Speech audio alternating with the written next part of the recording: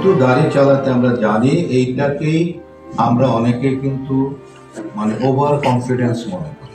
বাংলা চলচ্চিত্রের জনপ্রিয় চিত্রনায়ক ও নিরাপদ সড়ক চাই আন্দোলনের প্রতিষ্ঠাতা ইলিয়াস কাঞ্চন বর্তমানে ব্রেন টিউমারে আক্রান্ত। তিনি এখন লন্ডনের একটি ক্লিনিকে চিকিৎসাধীন। এই কঠিন সময়ে তাকে দেখতে হাসপাতালে ছুটে যান এক সময়ের জনপ্রিয় চিত্রনায়িকা রোজিনা। লন্ডনে অবস্থানরত রোজিনা বলেন, কাঞ্চন ভাই অসুস্থ হলেও মানসিকভাবে দৃঢ়। মাঝে মাঝে কিছু বিষয় ভুলে যান, তবে সব মিলিয়ে তাকে অনেক ভালো দেখেছি।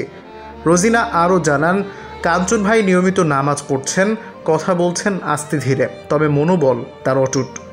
এদিকে ইলিয়াস কাঞ্চনের ছেলে মিরাজুল মঈন জয় এক বিবৃতিতে জানান, তার বাবা চিকিৎসাধীন আছেন, নিয়মিত চিকিৎসা চলছে, সবাই বাবার জন্য দোয়া করবেন, কেউ কোনো গুজবে কান দেবেন না। তবে জয় হতাশা প্রকাশ করে বলেন, দুঃখজনকভাবে কিছু ইউটিউবার ও ফেসবুক ব্যবহারকারী ভিউয়ের আশায় বিভ্রান্তিকর ভিডিও ছড়াচ্ছেন। এগুলো মানুষকে কষ্ট দিচ্ছে এবং আমরা এর তীব্র নিন্দা জানাই। এদিকে দেশসেরা নায়ক শাকিব খান ফেসবুকে লিখেছেন, ইলিয়াস কাঞ্চন আমাদের প্রিয় ও শ্রদ্ধাভাজন বড় ভাই। তার জীবনটাই এক আন্দোলনের প্রতীক, এক আলোর যাত্রা। রূপালী পর্দায় তিনি সবার ভালোবাসার নায়ক, বাস্তব জীবনে মানবতার সৈনিক। কাঞ্চন ভাই আজ দূর লন্ডনে চিকিৎসাধীন, এক নিঃশব্দ লড়াইয়ের পথে।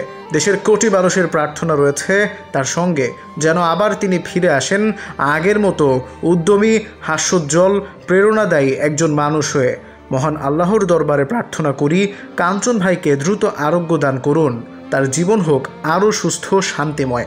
আমরা সবাই কাঞ্চন ভাইয়ের পাশে আছি, ভালোবাসা ও দোয়ার বন্ধনে।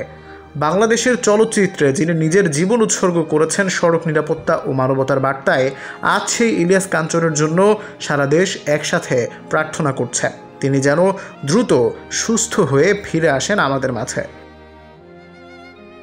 আল মাহমুদ, চ্যানেল 18।